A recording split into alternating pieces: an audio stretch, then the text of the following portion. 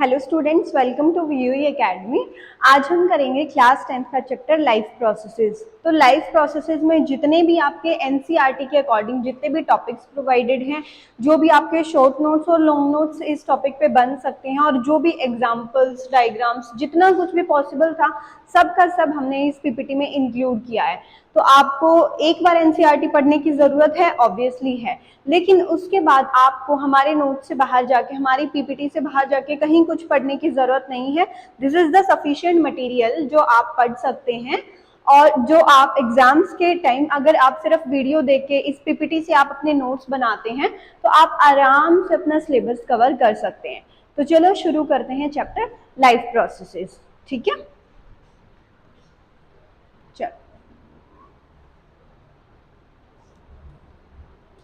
Life processes में कैसे करेंगे, सबसे पहले शुरू से देखेंगे। एक तो लाइन टू लाइन देखेंगे।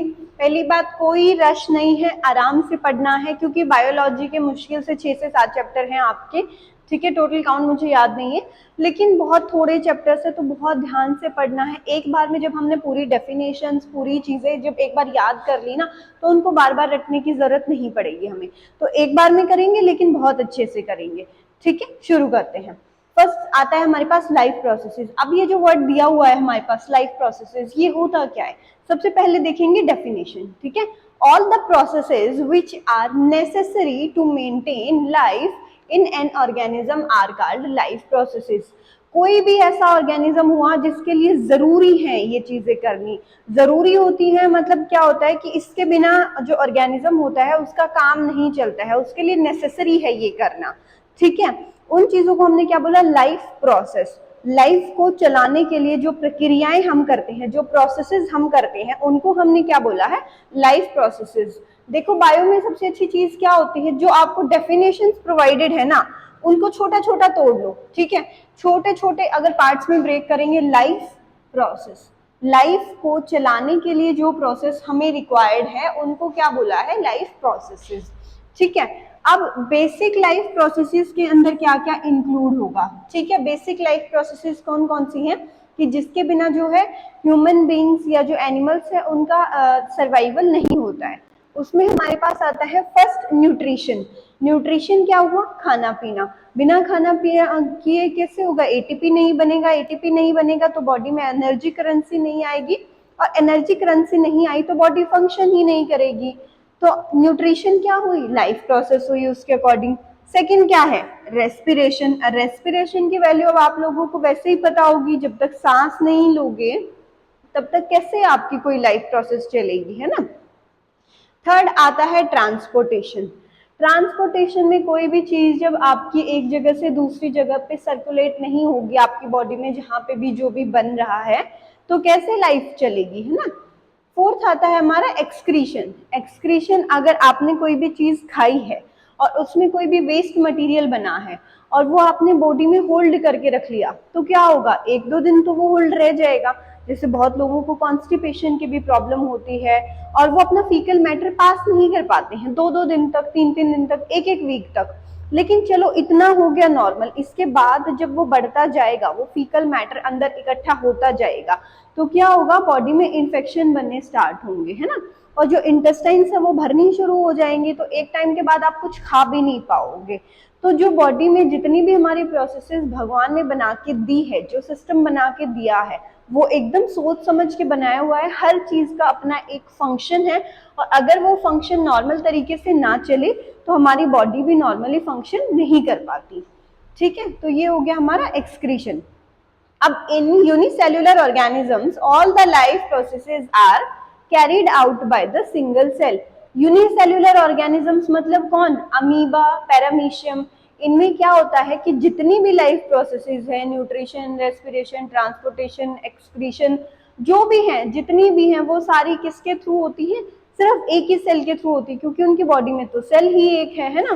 तो एक सेल होगी तो एक के थ्रू ही सारी प्रोसेसेस होंगी। तो यूनिसेल्युलर ऑर्गेनिज्म में किसके थ्रू हो गया, सिंगल सेल के थ्रू। और यूनिसेल्युलर का एग्जांपल कौन हो गया, अमीबा, और कौन हो गया, पैरामीशियम। ठीक है, ये दो हमारे हो गए यूनिसेलुलर के एग्जाम्पल। अब आता है multi cellular organism. Multi cellular कौन? ह्यूमन बींग्स, एनिमल्स, बाकी जो जितने भी ऑर्गेनिजम्स आते हैं वो सारे कौन है? Multicellular. Well developed system are present to carry out the processes. अब हमारे अंदर क्या है, जितनी भी लाइफ प्रोसेसेस है उनको करने के लिए हर एक के लिए अलग अलग सिस्टम अवेलेबल है। ठीक है, जितनी भी लाइफ प्रोसेसेस है हर एक का अपना अलग सिस्टम होगा। रेस्पिरेशन का अलग सिस्टम है, रेस्पिरेटरी सिस्टम अलग है, सर्कुलेटरी सिस्टम अलग है, ब्लड का हर एक का है ना, रीनल सिस्टम अलग हो गया, हमारा किडनीज है, रिप्रोडक्टिव सिस्टम अलग हो गया। तो जितनी भी लाइफ प्रोसेसेस अवेलेबल है सबके लिए अलग अलग सिस्टम बनाए गए हैं। और इस सिस्टम को हमने क्या बोला? ऑर्गन सिस्टम बोला है ना। हम तो ऑर्गन सिस्टम पे चलते हैं। चल नेक्स्ट देखते हैं। देखो ये क्या हो गई, ये हमारी बेसिक लाइफ प्रोसेसेस हो गई।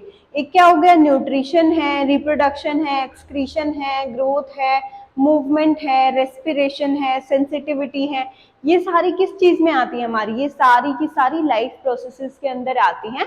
लाइफ को चलाने के लिए हम ये सारी क्रियाएं करते हैं। अब चल फर्स्ट देखते हैं हमारे पास क्या आता है, न्यूट्रिशन। ठीक है, न्यूट्रिशन सबसे बेसिक चीज मानी जाती है। 2 दिन फास्ट रख के देख लो, न्यूट्रिशन की वैल्यू पता चल जाती है क्या होती है। आजकल तो खैर फास्ट का कोई ऐसा मीनिंग ज्यादा रह नहीं गया है। फास्ट के नाम पे लोग इतना कुछ खा लेते हैं, फिर ये बोल देते हैं कि हमारा फास्ट है, फास्ट है। ठीक है, फास्टिंग का मतलब होता है कि एकदम फास्टिंग करो, वाटर फास्टिंग पे रहा करो। वाटर फास्टिंग पे जब रहने लगोगे ना 2 दिन तक, अगर आप कंटिन्यूअसली अपनी बॉडी को वाटर फास्टिंग पे रखते हो तो सारे के सारे टॉक्सिन्स आपकी बॉडी से एलिमिनेट होने लगेंगे और आपकी बॉडी ना एक नई जैसी फील होने लगेगी आपको अंदर से कि हाँ कुछ तो बहुत खराब चीज बॉडी के अंदर से बाहर निकल गई है। चलो अब देखते हैं बेटा न्यूट्रिशन। न्यूट्रिशन में क्या होगा? The process by which organism takes food and utilise it to get energy for growth, repair, maintenance etcetera. देखो न्यूट्रिशन क्या हुआ? न्यूट्रिशन बेसिक चीज ये है कि हमने खाना खाया, उस खाना खाने के बाद जो भी चीजें हमने पचाई, हमने पचा लिया, उस पचाने से हमें क्या मिला? न्यूट्रिशन मिला, यानी कि पोषक तत्व मिले जो हमारी बॉडी को चलाने के लिए जरूरी हैं। बेसिक मतलब हो गया न्यूट्रिशन का। अब न्यूट्रिशन कहाँ कहाँ पे काम आता है बॉडी में? एनर्जी में, सबसे पहली चीज एनर्जी। ठीक है, दूसरी चीज किसके लिए? ग्रोथ के लिए। जब तक न्यूट्रिशन नहीं मिलेगा बॉडी में ग्रोथ नहीं होगी, है ना।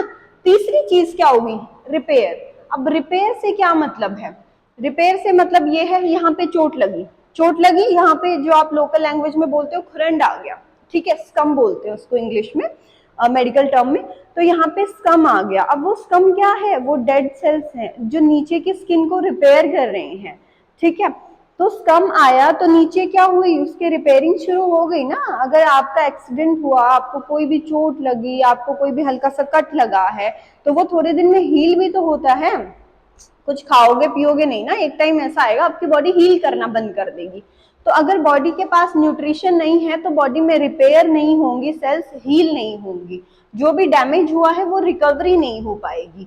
तो इसलिए ये जो चीज है रिपेयरिंग, ये न्यूट्रिशन में बहुत जरूरी होती है। आप जब भी चोट लगती है सबसे पहले हल्दी वाला दूध पिलाते हैं, उसमें क्या है? न्यूट्रिशन है। न्यूट्रिशन क्या करा रहा है? रिपेयर में हेल्प कर रहा है ना।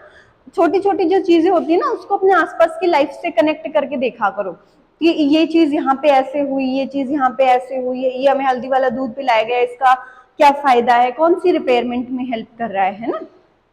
चल अब देखते हैं मोड ऑफ न्यूट्रिशन। मोड क्या होता है कि कितने टाइप हैं, किस किस तरीके से न्यूट्रिशन बॉडी में हो सकता है। There are 2 main modes of nutrition, they are called autotrophic nutrition and heterotrophic nutrition. देखो मेन जो होते हैं 2 मोड ऑफ न्यूट्रिशन होते हैं। इसके अलावा वैसे सेप्रोफाइटिक भी होता है, पैरासिटिक भी होता है, वो नीचे आएंगे, वो भी मैंने मेंशन कर दिया है। लेकिन जब हम 2 मोड्स की बात करते हैं तो उसमें क्या आते हैं? एक ऑटो आते हैं, एक हेट्रो आते हैं। ठीक है, तो ऑटो से काम क्या होता है? ऑटो का मतलब देखो मैंने आपको क्या समझाया, बायोलॉजी में ना एक एक टर्म को तोड़ के उसका मीनिंग सीखो।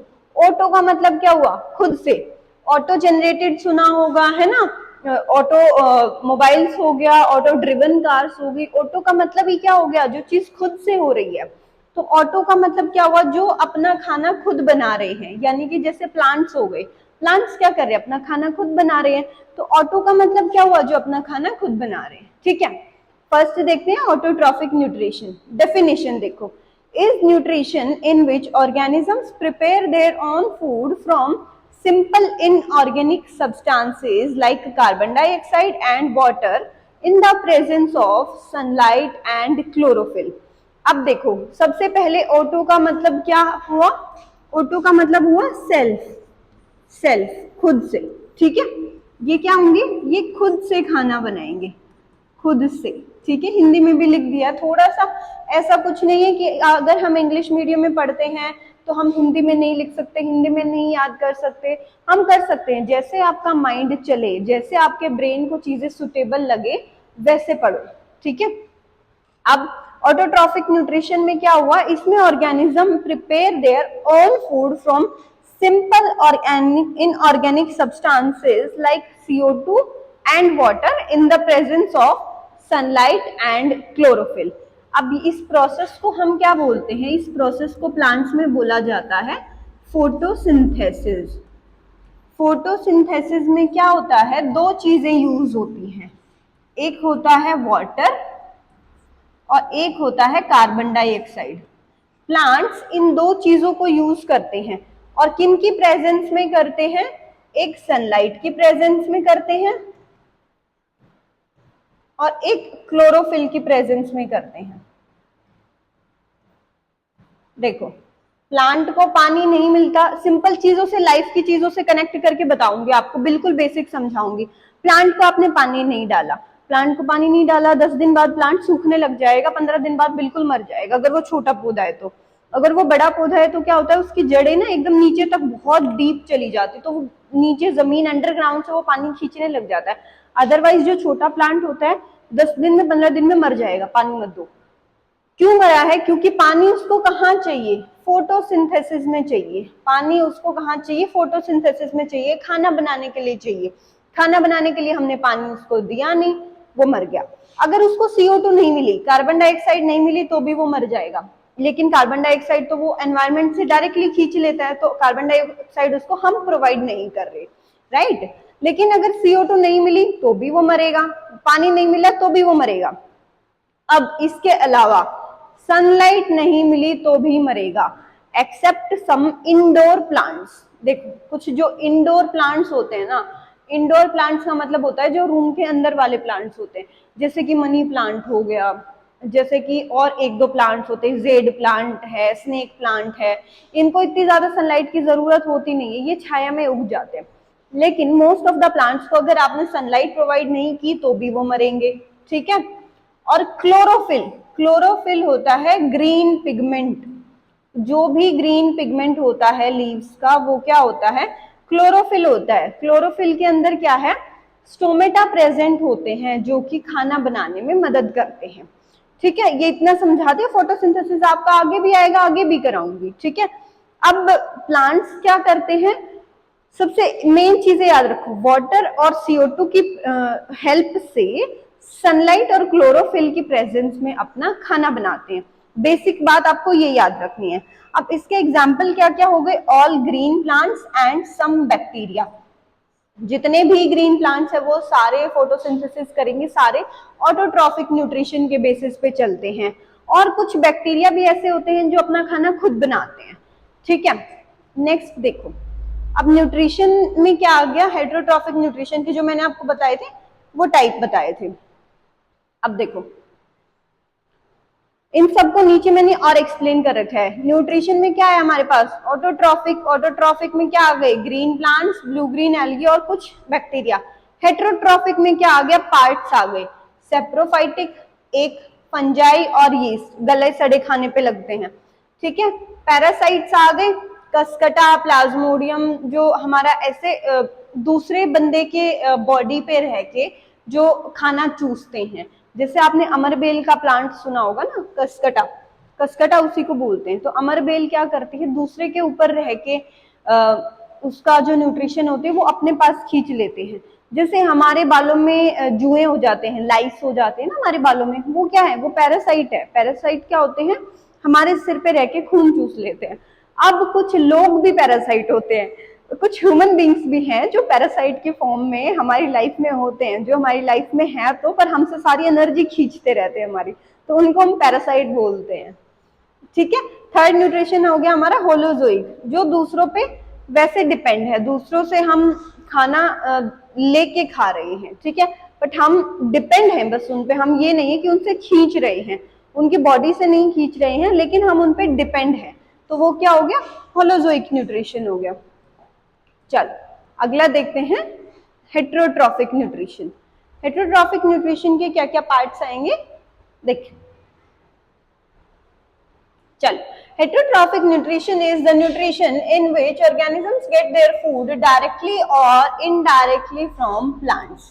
या तो प्लांट्स पे हम डायरेक्टली डिपेंड होंगे या हम प्लांट्स पे इनडायरेक्टली डिपेंड होंगे। अगर आप देखोगे तो हम जितना भी खाना खा रहे हैं वो ऑलमोस्ट प्लांट से आता है, except meat and other things, या हम हनी और एग्स की और इनकी बात कर लें, या फिर डेयरी प्रोडक्ट्स, दूध दही, इनकी बात कर ले, ये सारा ये कैसे हैं, ये एनिमल प्रोडक्ट्स हैं, लेकिन उनको छोड़ के जितना भी सब्जियां हो गई, रोटी हो गई, ये वो सारा कुछ प्लांट से आता है। ब्रेड हो गया, सब कुछ जो हम डेली लाइफ में अभी तक बेसिक चीजें खाते हैं वो प्लांट्स पे डिपेंड होता है, डायरेक्टली या इनडायरेक्टली। जैसे डायरेक्ट कौन सा होता है, डायरेक्ट जो हम प्लांट से लेते हैं वो क्या लेते हैं, हम फ्रूट्स लेते हैं और वेजिटेबल्स लेते हैं, ठीक है, ये क्या चीजें ली हमने प्लांट से, डायरेक्टली। और इनडायरेक्ट कौन सी ली, इनडायरेक्ट वो ली जैसे प्लांट से गेहूं आया, अब गेहूं निकला, गेहूं पिसाई के लिए गया, उसका आटा बना, फिर आटे की रोटी बनी। अब रोटी से भी हम कई बार कुछ और बना देते हैं, जैसे आटे से हमने नूडल्स बना दिए, कुछ और बना दिया, तो वो क्या हो गया, प्लांट से वो इनडायरेक्ट फूड हो गया, ठीक है। तो हम चाहे प्लांट पे डायरेक्टली डिपेंड रहे या इनडायरेक्टली डिपेंड रहे, लेकिन हम मोस्ट ऑफ द चीजें जो है वो प्लांट्स की खाते हैं। अब आता है type of heterotrophic nutrition. Heterotrophic nutrition के क्या क्या टाइप हैं, फर्स्ट आता है हमारे पास सेप्रोफाइटिक, सेकंड होता है पैरासाइटिक, थर्ड हो गया हमारे पास होलोजोइक न्यूट्रिशन। चल इसको देखते हैं आगे। इसके हमने एग्जांपल देख लिए ना, ऑल एनिमल्स, फंजाई और कुछ बैक्टीरिया। एनिमल्स तो सारे के सारे ही हेट्रोट्रॉफिक होते हैं, क्योंकि हम क्या है, हम अपना खाना खुद से नहीं बना सकते। खुद से बनाने का मतलब ये नहीं है कि हम कुकिंग नहीं कर सकते, वो बनाने की बात नहीं चल रही, वो ये है कि हम किसी पे डिपेंड रहेंगे। जो हम रॉ मटेरियल लेते हैं ना, वो कहीं ना कहीं से हम ले रहे हैं, या तो हम प्लांट्स का मटेरियल ले रहे हैं या हम एनिमल्स का मटेरियल ले रहे हैं। गाय भैंस का हमने दूध ले लिया, मुर्गी से हमने अंडा ले लिया, मधुमक्खी से हमने शहद ले लिया, ठीक है। और ये सब चीजों के लिए हम किसी न किसी पे डिपेंड है, अपना खाना खुद नहीं बना पा रहे हैं। चल हेट्रोट्रॉफिक न्यूट्रिशन के टाइप देखते हैं। हेट्रोट्रॉफिक न्यूट्रिशन में इनकी अब एक्सप्लेनेशन दी गई है। देखो हेट्रोट्रॉफिक में कौन सा आया, सबसे पहला सेप्रोफाइटिक न्यूट्रिशन। सेप्रोफाइटिक न्यूट्रिशन में क्या होता है, डेड और डिकेइंग प्लांट्स पे डिपेंड रहते हैं। जो सड़ी गली चीजों पे डिपेंड होते हैं ना, वो कौन से होते हैं, सेप्रोट्रॉफिक होते हैं। सेप्रोट्रॉफिक में एग्जांपल क्या आ गया, यीस्ट हो गया, मशरूम हो गया, फंजाई हो गया। जो फफूंदी लग जाती है, आपने देखा होगा, अगर आप एक आज के टाइम पे एक कोई डेड बॉडी डाल दोगे, थोड़े दिन में वो डिकम्पोज होने लगती, कौन कराता है उनको, बैक्टीरिया और फंजाई तो कराते हैं। तो ये क्या हो गए, सेप्रोट्रॉफिक, जो दूसरे पे सड़ी गली चीजों पे डिपेंड होते हैं, ठीक है। हेट्रोट्रॉफिक का सेकंड पार्ट कौन सा है, पैरासाइटिक न्यूट्रिशन। दूसरों पे फीड कर रहे हैं, टेपवर्म हो गया, लाइस हो गए, जुएं वगैरह है। टेपवर्म भी, हमारे पेट में भी जो कीड़े होते हैं वो क्या है, हमारी बॉडी से जो है न्यूट्रिशन खींच के जिंदा रह रहे हैं ना, तो वो कौन हो गए, पैरासाइट्स हो गए, ठीक है। थर्ड हमारे पास क्या होता है, holozoic nutrition. Ingestion organic food materials, हम क्या करेंगे, इंजेस्ट करते हैं, माउथ से लेते हैं, दूसरों पे डिपेंड होते हैं, ठीक है। तो इंजेस्ट करते हैं हम चीजों को, हमारे में कौन आ गया, ह्यूमन बींग्स आ गई, अमीबा आ गया, डॉग्स, कैट, एनिमल्स सारे, ठीक है। ये सारे किस में आ गए, हम होलोजोइक न्यूट्रिशन में आ गए। चल सेप्रोफाइटिक न्यूट्रिशन की और इनकी पैरासिटिक की पूरी आपको डेफिनेशन दे देते हैं।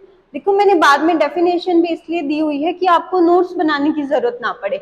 आपको कोई नोट्स नहीं बनाने हैं, स्क्रीनशॉट लो सिर्फ, ठीक है, अपने उसी में से बना लो, खुद से आप एनसीईआरटी पढ़ोगे फिर ढूंढोगे। इतनी हमें आज के टाइम पे जब इतनी ज्यादा हमारे पास इंटरनेट एक्सेस है, हमारे पास प्लेटफॉर्म्स हैं, इतने अच्छे टीचर्स हैं, हमें खुद से इतनी ज्यादा मेहनत करने की जरूरत है नहीं। और बायो इतनी मुश्किल भी नहीं है, पढ़ाई भी इतनी मुश्किल नहीं है, डेफिनेशन बेस्ड चलता है, सब याद करने का। Bio is all and all about your learning capacity and your holding capacity. आपने पढ़ लिया, आप अपने ब्रेन में कितना होल्ड कर पा रहे हो, कितना मटेरियल, कितना डाटा आप स्टोर कर पाते हो। ठीक है, मैथ्स हो गया, फिजिक्स हो गया, केमिस्ट्री होगी, फॉर्मूलाज लग रहे हैं, ठीक है, फॉर्मूला याद कर लो, एक फॉर्मूले पे आपके 10 क्वेश्चन निकल गए। हमारे में ऐसा नहीं होता, एक डेफिनेशन आप भूल गए, आप भूल गए। ऐसा नहीं है कि एक डेफिनेशन यहाँ लगा दी, दूसरी नेक्स्ट में लगा दी हमने। So if we forget we forget. So bio is all about your brain capacity, कि आप कितना डाटा उसके अंदर होल्ड कर पाते हो। चल, सेप्रोफाइटिक न्यूट्रिशन में देखते हैं। It is the nutrition in which organisms get their food from dead and decaying organisms. They break down the food material outside their body and then absorb it. वो क्या करेंगे, बाहर ये कोई सड़ी गली बॉडी पड़ी है, इस पे आए, इस पे अटैक किया, इसको ब्रेक डाउन करना शुरू किया। आते ही इसको डाइजेस्ट नहीं करेंगे, इसको पहले ब्रेक डाउन करेंगे। जैसे आपने देखा होगा ना, ऐसे ऐसे ऐसे ऐसे उस पे वो भोरे से लग जाते हैं, जो कोई भी डेड बॉडी होती है। ये क्या करते हैं, ये आगे सबसे पहले उसको डिकम्पोज करना, उसको ना तोड़ना शुरू करते हैं छोटे छोटे टुकड़ों में, और फिर क्या करते हैं, इसको अब्सॉर्ब कर लेते हैं। जब वो इतनी फॉर्म में हो गया टूट के कि अब्सॉर्ब कर पा रहे हैं, तो ये इसको अब्सॉर्ब कर लेते हैं। एग्जाम्पल क्या हुआ, mushroom, bread mould, yeast and some bacteria. Fungi भी इसका एग्जाम्पल है, ठीक है, फंजाई भी इसी का एग्जाम्पल है। अब नेक्स्ट आता है हमारे पास parasitic nutrition. It is the nutrition in which organisms get their food from living organisms without killing them. Parasite में क्या होता है कि एक जो एनिमल है वो दूसरे एनिमल पे डिपेंड हुआ है, बट उसको मारा नहीं, वो उसकी बॉडी में है, वो खुद भी जिंदा है, दूसरा भी जिंदा है, वो उसको मार नहीं रहा, वो उससे बस कुछ न्यूट्रिशन इतना खींच रहा है कि वो खुद जिंदा रह सके। ठीक है, एग्जाम्पल क्या हो गया, cuscuta, orchids, ticks, lice, leech, round worm, tape worm, plasmodium etcetera. Cuscuta क्या हो गया, अमरबेल हो गई, ठीक है, ऑर्किड्स, टिक्स, लाइस, ये जो जुएं वगैरह हमारे सर पे होते हैं, चीचड़ वगैरह होते हैं जो भैंसों की बॉडी पे होते हैं, ऐसी जो चीजें होती है वो सारा किस में आ रहा है, पैरासाइट्स में आ रही हैं। चल, अब आता है holozoic nutrition. Holozoic nutrition is the nutrition in which organisms take food directly and then digest and absorbs it. हमने क्या किया, फूड चाहे कितना भी कॉम्प्लेक्स है, फैटी फूड है, बर्गर, पिज्जा, ये वो जितना भी कॉम्प्लेक्स फूड हो, हम उसको खा सकते हैं, हम उसको इंजेस्ट कर सकते हैं, ना। और हमारी बॉडी क्या करेगी, हमारी बॉडी में इतने सफिशिएंट अमाउंट ऑफ एंजाइम्स हैं जो अंदर उसको तोड़ के उसको इतनी सिंपल फॉर्म में तोड़ सके कि वो एब्जॉर्ब कर पाए। ओके, एग्जाम्पल में क्या है, amoeba, paramecium, birds, fishes, human beings. बाकी जितने एनिमल्स वगैरह होते हैं सारे जो होते हैं वो होलोजोइक न्यूट्रिशन की कैटेगरी में आते हैं। अब होता है न्यूट्रिशन इन प्लांट्स। चल, जो आपको समझाया था ना फोटोसिंथेसिस, वो अब उसको पूरा डिटेल में देखेंगे कि फोटोसिंथेसिस क्या होता है। ठीक है, और ये आपको बहुत आगे तक काम आने वाला है। तो फोटोसिंथेसिस की जितनी भी चीजें होंगी, अगर अभी से बहुत अच्छे से पढ़ लोगे बहुत सही रहेगा।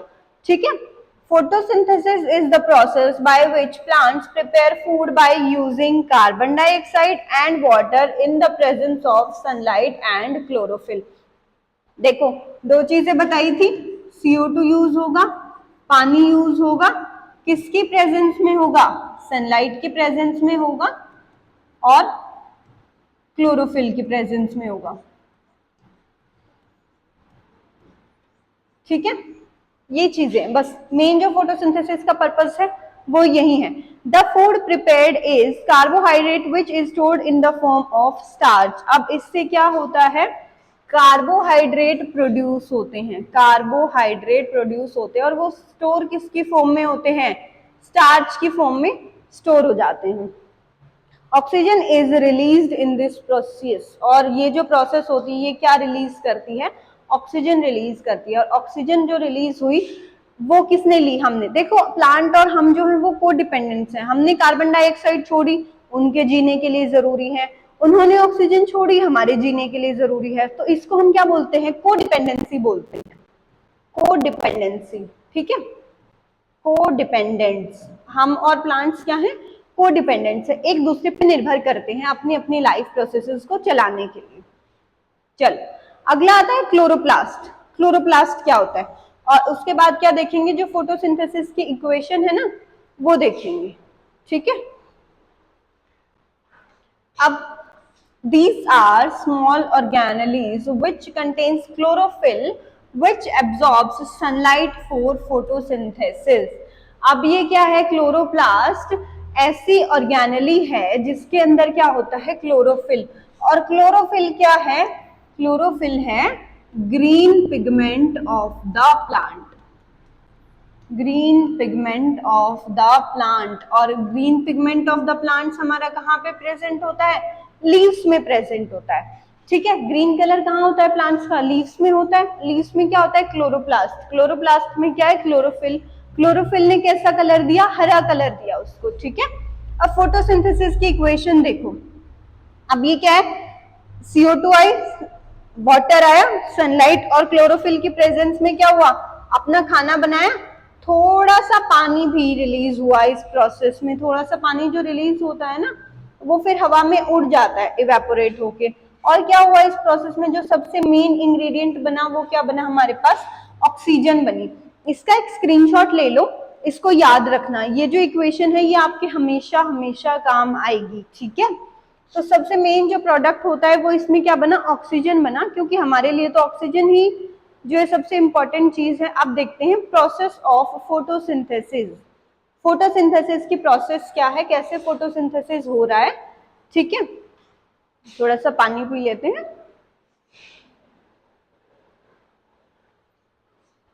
ओके, चलो। प्रोसेस ऑफ फोटोसिंथेसिस 3 स्टेप है। ठीक है, फर्स्ट स्टेप देखो मुझे नहीं लगता इससे बेटर नोट्स मैं दे पाऊंगी, क्योंकि एक एक चीज मैंने इतनी सिंप्लीफाई करी है, छोटी छोटी टुकड़ों में तोड़ के। जैसे हम नोट्स बनाते हैं कि आप डिट्टो अपनी कॉपी में नोट्स बना सकते हो, आपको कोई एक्स्ट्रा मेहनत करने की जरूरत नहीं है।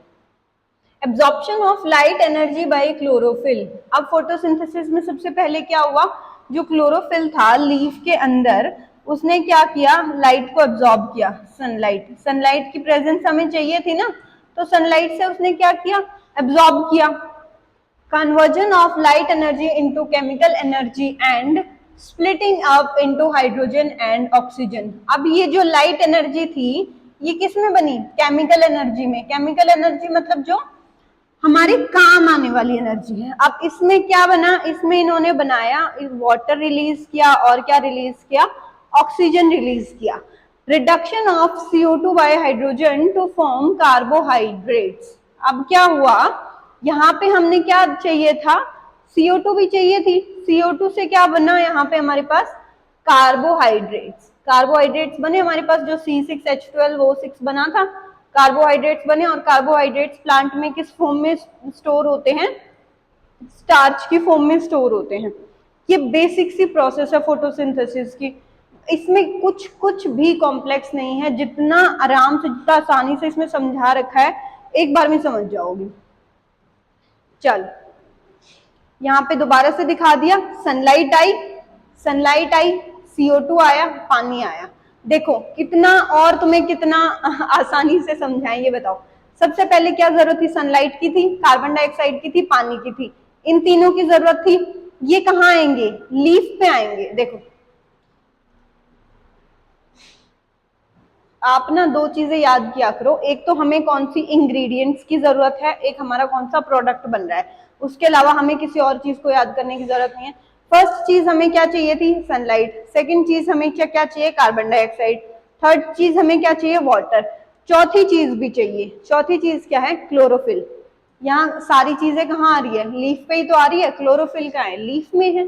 ठीक है, ये तीनों आई, प्रोडक्ट क्या बना? ऑक्सीजन बना, शुगर बना। शुगर क्यों लिखा हुआ है? कार्बोहाइड्रेट्स जो बने हैं वो क्या है? शुगर ही तो है। कार्बोहाइड्रेट्स हैं, स्टार्च है, ये क्या है? शुगर की फॉर्म है, स्टार्च की फॉर्म में सेव हुआ है ना, तो शुगर में बना है, तो मेन इंग्रेडिएंट कौन बना, ऑक्सीजन और शुगर। ठीक है, जो थोड़ा बहुत हमारा पानी निकल रहा है वो तो इवेपोरेट होके वैसे भी उड़ जाना है। तो मेन जो फोटोसिंथेसिस की प्रोसेस है, इससे आसान नहीं कुछ भी नहीं हो सकता। नेक्स्ट देखो, न्यूट्रिशन इन एनिमल्स, एनिमल्स के अंदर अब न्यूट्रिशन कैसे होएगा। न्यूट्रिशन इन अमीबा, अमीबा क्या है, यूनिसेल्युलर ऑर्गेनिज्म है, एक ही सिंगल सेल है, सिंगल सेल सारा का सारा काम आपका करा देगी। Amoeba is a unicellular organism living in water, it takes in food by forming finger like projections called pseudopodia and forms a food vacuole. Inside the food vacuole, the food is ingested, digested and absorbed. The undigested food is then sent out through the surface of the cell. चलो सबसे आसान language में समझाऊं, कोई amoeba है, ये amoeba है, ये खाना दिखा, इसको खाना दिखा, ये क्या करेगा, इस खाने को ना ऐसे ऐसे ऐसे ऐसे अपने सराउंड करना शुरू कर देगा। ये खाना था, इसके चारों तरफ फैलना शुरू हो गया। अब क्या करा इसने, इस खाने को ना ऐसे चारों तरफ फैल के अंदर ले लिया। ये जो चीज है ना इसकी, ये क्या है, ये सूडोपोडिया है। सूडोपोडिया का जो जिक्र किया गया है ना, ये है, ये ऐसे हिल हिल के फैल के चारों तरफ खाने को अपने अंदर ले लेता है और डाइजेस्ट कर लेगा। अब डाइजेस्ट होते ही क्या करेगा, जितना भी जो वेस्ट मटेरियल बच गया ना उसको बाहर निकाल देगा। तो जैसे ह्यूमन बींग्स के अंदर होता है ना, बिल्कुल ही सेम प्रोसेस है, लेकिन इसमें क्या है, एक सेल करवा रही है सारा प्रोसेस, यूनिसेल्युलर ऑर्गेनिज्म है। ओके चल देखो, चल आई गया अमीबा का डायग्राम, इसमें समझा देते हैं बेटा, इससे आसान कुछ हो भी नहीं सकता है। तो आराम से जितना प्यार से पढ़ोगे ना बायोलॉजी को, एकदम आसान है, कुछ है ही नहीं। चल फूड आया, फूड दिखा, इसको देखो, फूड पार्टिकल दिखा, इसके चारों तरफ ना ऐसे घेराव करना शुरू कर देगा, इसको अंदर घेर लेगा, इसको अंदर घेर लिया अपने सूडोपोडिया से, अंदर घेरा, अंदर लिया, अंदर लेते ही क्या करना शुरू करा, इसका डाइजेशन करना शुरू किया। ये यहाँ पे इसका डाइजेशन करना शुरू किया, एब्जॉर्प्शन किया, एसिमिलेशन किया, और डाइजेस्ट होने के बाद जो वेस्ट मटेरियल बचा उसको क्या कर दिया, एक्सक्रीट कर दिया।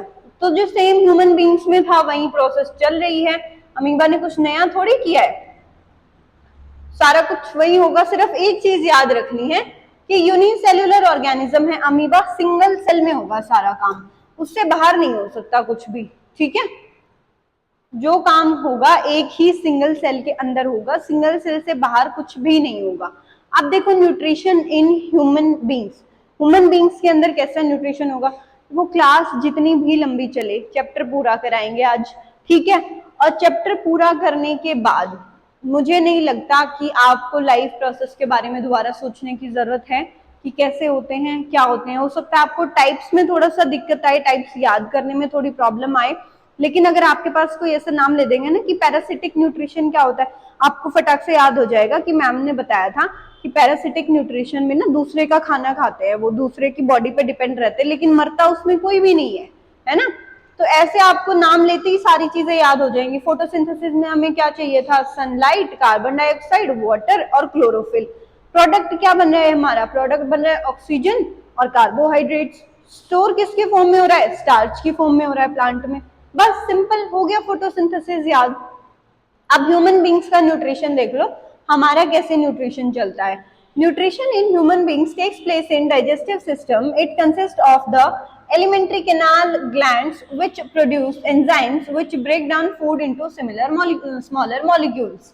अब देखो ह्यूमन बींग्स के अंदर क्या है, डाइजेस्टिव सिस्टम है, एक प्रॉपर ऑर्गेनाइज्ड फॉर्म में डाइजेस्टिव सिस्टम हमारी बॉडी में दिया हुआ है। ये क्या क्या कंसिस्ट करता है, इसके अंदर क्या क्या होता है, एलिमेंट्री कैनाल हो गई, जो भी हमारी एलिमेंट्री कैनाल्स हैं वे हो गई, ग्लैंड्स हो गए, एंजाइम्स हो गए। किसके लिए है वो, जो भी हम कॉम्प्लेक्स फूड खाते हैं उसको स्मॉलर में तोड़ने के लिए है। The main organs of the digestive system are mouth, oesophagus, stomach, small intestine, large intestine and anus. ठीक है, ये हमारे मेन ऑर्गन हो गए। माउथ से खाना खाया, ईसोफेगस में गया, उसके बाद कहाँ गया, स्टमक में, स्टमक के बाद स्मॉल इंटेस्टाइन में, स्मॉल इंटेस्टाइन के बाद लार्ज इंटेस्टाइन में, और उसके बाद एनस में। आप ना अगर मेरी डायग्राम्स वाली वीडियो देखोगे तो मैंने सारे डायग्राम्स आपको एक सिंगल वीडियो में आपको एक्सप्लेन किए हुए हैं। तो उस वीडियो में मैंने डाइजेस्टिव सिस्टम पूरा आपको बहुत अच्छे से कराया हुआ है। अब इसमें मेन ग्लैंड्स कौन से आते हैं? Salivary glands. सलाइवरी ग्लैंड क्या करते हैं? हमारा माउथ में डाइजेशन करना शुरू कर देते हैं। हाँ, माउथ में जो कार्बोहाइड्रेट्स होते हैं ना कुछ, उनका डाइजेशन हमारा माउथ में होना शुरू हो जाता है, ब्रेक डाउन होना माउथ में शुरू हो जाता है। उसके बाद कौन से हो गए हमारे? Gastric gland. गैस्ट्रिक ग्लैंड कहाँ प्रेजेंट होते हैं? स्टमक में। लीवर हो गया, पैनक्रियाज हो गया और इंटेस्टाइनल ग्लैंड्स हो गए। ये सारे हमारी किस में हेल्प करते हैं? डाइजेशन में हेल्प करते हैं। अब देखो इनका सबका काम आ गया। माउथ में सबसे पहले आ गया हमारे पास माउथ। माउथ क्या करेगा? देखो बिल्कुल छोटी छोटी डेफिनेशंस दी हुई हैं ताकि आपको बहुत अच्छे से याद हो पाए। माउथ क्या करेगा? फूड का इनटेक करेगा। ये माउथ है, यहाँ से क्या आया? फूड का इनटेक हुआ। उसके बाद क्या है? टीथ। टीथ ने क्या किया? फूड को छोटे छोटे पार्टिकल्स में ब्रेक डाउन किया। नेक्स्ट आया टंग। टंग ने क्या किया? It help in rolling. यहाँ पे जो खाना है वो रोल होके अंदर गया ना, टंग नहीं होगी तो हम फूड को स्वॉलो नहीं कर पाएंगे। अब उसके बाद कहाँ गया? ईसोफेगस के थ्रू खाना स्टमक में गया। यहाँ पे स्टमक में क्या है? HCl है। HCl होता है हाइड्रोक्लोरिक एसिड। ये काफी ज्यादा एसिडिक होता है और ये क्या करता है? हमारे खाने के pH को मेंटेन करके रखता है। It makes the medium acidic and kills the harmful bacteria. जो भी हमारे खाने में हार्मफुल बैक्टीरिया हम खाते हैं वो पेट में ही मर जाते हैं। मोस्ट ऑफ द टाइम्स वो हमारी बॉडी को डैमेज ही नहीं कर पाते। अब नेक्स्ट देखो पेप्सिन। अब ये जो एंजाइम्स हैं ये हमारे स्टमक में प्रेजेंट है। ये क्या क्या करते हैं वो देख लो। पेप्सिन क्या करेगा? It break down protein into amino acid. देखो ये याद करने पड़ेंगे, इनका कोई शॉर्टकट नहीं है। प्रोटीन को अमीनो एसिड में ब्रेक करेगा। कौन करेगा? पेप्सिन करेगा। हमारे स्टमक में एंजाइम प्रेजेंट है। उसके बाद म्यूकस। म्यूकस क्या है? एक लेयर है। जो भी हमारा ये स्टमक है ना, इसके आसपास यहाँ पे ये म्यूकस बनी होती है। ये म्यूकस क्यों बनी है? क्योंकि जो स्टमक में हाइड्रोक्लोरिक एसिड है, अगर ये म्यूकस लेयर ना हो तो वो हाइड्रोक्लोरिक एसिड स्टमक को डैमेज कर देगा अंदर से। Then the food passes into the small intestine. अब यहाँ के बाद क्या होता है? खाना यहाँ से कहाँ आ गया? सीधा स्मॉल इंटेस्टाइन में, यहाँ। ठीक है, स्मॉल इंटेस्टाइन में duodenum. Complete digestion occurs here. जो स्मॉल इंटेस्टाइन है ना, मेन डाइजेशन आपका यही होता है। वैसे स्मॉल इंटेस्टाइन स्मॉल नहीं होती, स्मॉल इंटेस्टाइन लार्ज होती है, बट वो ऐसे मुड़ी तुड़ी, देखो ऐसे बहुत ज्यादा फोल्डिंग्स है ना इसकी, तो ये बहुत ज्यादा मुड़ी हुई है, इसके लिए इसको स्मॉल बोला गया है। ये छोटी एक पैक्ड फॉर्म में है इसलिए इसको स्मॉल बोला गया है, वैसे ये लार्ज होती है। अब नेक्स्ट देखते हैं हम लीवर। लीवर का क्या काम है? देखो काम आता कब है लीवर का? यहाँ से स्टमक से जब खाना स्मॉल इंटेस्टाइन में डुओडेनम में गया तो यहाँ से क्या करेगा? लीवर अपने सिक्रीशंस करना स्टार्ट करेगा। गॉल ब्लैडर जो है बाइल जूस सिक्रीट करेंगे ये, और यहाँ से पैनक्रियाज अपने एंजाइम सिक्रीट करेगा। कब करेंगे ये एंजाइम? स्मॉल इंटेस्टाइन में जाने से पहले, क्योंकि देखो लीवर का मेन काम क्या होता है? Emulsification of fat. Liver fat को तोड़ता है हमेशा, तो फैट को तोड़ने के लिए लीवर को कुछ सिक्रीट भी तो करना पड़ेगा। तो लीवर क्या सिक्रीट करता है? बाइल जूस को सिक्रीट करता है। ठीक है, so it secrete bile juice and bile salt. अब बाइल जूस और बाइल सॉल्ट का काम क्या है? It makes food alkaline. अब बहुत ज्यादा एसिडिक हो गया ना HCl आने से, तो अब इतना एसिड तो डैमेज कर देगा, तो ये फूड को एल्कलाइन करेगा। और बाइल सॉल्ट ने क्या किया? फैट को स्मॉलर ग्लोब्यूल्स में तोड़ दिया। अब आपने सुना होगा जैसे जब आप बहुत ज्यादा फैटी खाना खाते हो, पिज्जा बर्गर चाउमीन मोमोज बहुत ज्यादा खाते हो, तो डॉक्टर सबसे पहले क्या बोलेंगे? बेटा लीवर खराब हो गया। लीवर क्यों खराब होता है? क्योंकि लीवर बाइल छोड़ता है। वो क्या करता है? फैट को ब्रेक डाउन करता है। अब कितनी कैपेसिटी तक करेगा? एक लिमिट तक ही कर पाएगा ना। एक लिमिट तक खाएंगे तो लिमिट तक उसको तोड़ देगा, लिमिट से ज्यादा करेंगे तो वो तोड़ भी नहीं पाएगा। अब आगे हमारे पास next gall bladder. Gall bladder क्या करेगा? बाइल जूस को स्टोर करके रखता है। गॉल ब्लैडर देखो, ये जो छोटा सा दिख रहा है ना ग्रीन कलर का, ये है हमारा गॉल ब्लैडर। गॉल ब्लैडर क्या करता है? स्टोर करके रखता है। जो पित्त की थैली हमारी बोलते हैं ना, वो गॉल ब्लैडर को बोलते हैं। अब जिन जिन लोगों की पित्त की थैली निकल जाती है ऑपरेशन के बाद, तो डॉक्टर क्या बोलते हैं उनको, डॉक्टर ये बोलते हैं कि अब आप कोई भी हैवी खाना नहीं खा सकते। क्यों? क्योंकि जो बाइल जूस था, फैट को तोड़ने वाला जूस था, वो तो गॉल ब्लैडर में स्टोर हो रहा था। अब गॉल ब्लैडर में तो हमने गॉल ब्लैडर तो निकलवा दिया, बाइल तो अब स्टोर नहीं रहा, बाइल ही नहीं स्टोर हुआ तो हमारा फैट टूटेगा कैसे? अब फैट नहीं टूटेगा तो हम ठीक कैसे रहेंगे, हम खाना कैसे खा पाएंगे हैवी, है ना? इसलिए जब हमारी पित्त की थैली निकल जाती है तो अब हम कुछ भी हैवी नहीं खा सकते। पैनक्रियाज क्या करेगा? Pancreatic juice contain enzymes trypsin and lipase. Pancreatic juice के अंदर ये जो एंजाइम्स है ट्रिप्सिन और लाइपेज, ये प्रेजेंट होते हैं। अब ट्रिप्सिन और लाइपेज का क्या काम है वो भी देखेंगे। चल मैं माइक देख लूं, माइक ठीक से चल रहा है कि नहीं, कभी मैं रिकॉर्ड करूं तुम लोगों को आवाज ही ना आए। चल अब आता है ट्रिप्सिन और लाइपेज, किसके अंदर प्रेजेंट है? पैनक्रियाज के अंदर प्रेजेंट है। It breaks proteins into amino acid. Trypsin ने क्या किया? प्रोटीन्स को अमाइनो एसिड में तोड़ दिया, क्योंकि प्रोटीन भी तो एक हैवी डाइट है। पनीर आप खाते हो, हैवी डाइट है ना। अगर आपका पैनक्रियाज सही नहीं होगा, आप जो है पनीर को डाइजेस्ट नहीं कर सकते। लाइपेज क्या करेगा? लाइपेज भी फैट को ब्रेक डाउन करने में हेल्प करता है। उसके बाद आता है स्टार्च। स्टार्च क्या है हमारे पास? जो कार्बोहाइड्रेट्स बनते हैं हमारी बॉडी में, शुगर, ग्लूकोज, ठीक है। फैट क्या होते हैं? फैट के अंदर आता है हमारे पास फैटी एसिड्स और ग्लाइसरॉल।